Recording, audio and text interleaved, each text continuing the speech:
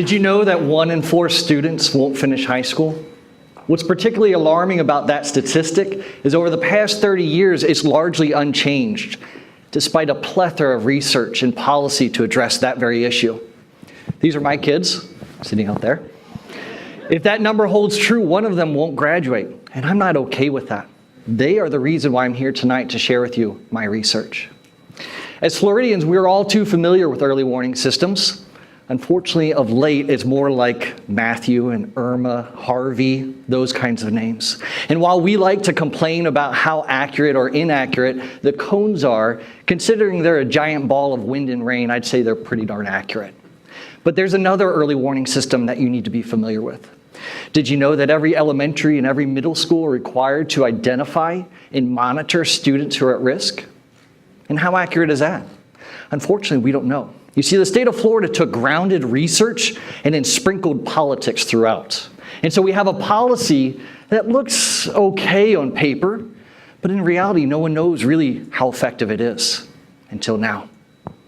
You see, the issue with early warning system data is it relies on longitudinal data.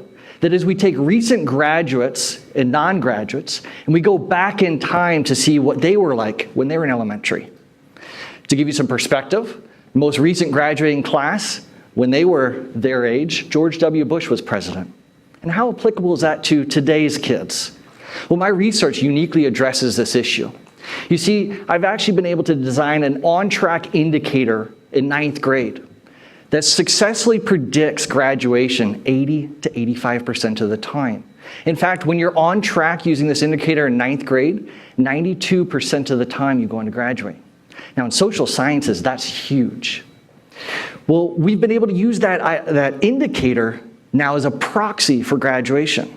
So in my research, instead of taking seniors and going all the way back to when they were in elementary school, we're able to just look at 9th graders and just go back a few short years to see what they were like. The results? Florida's model's not that bad, predicting about 70 to 75% accurate depending on the grade level.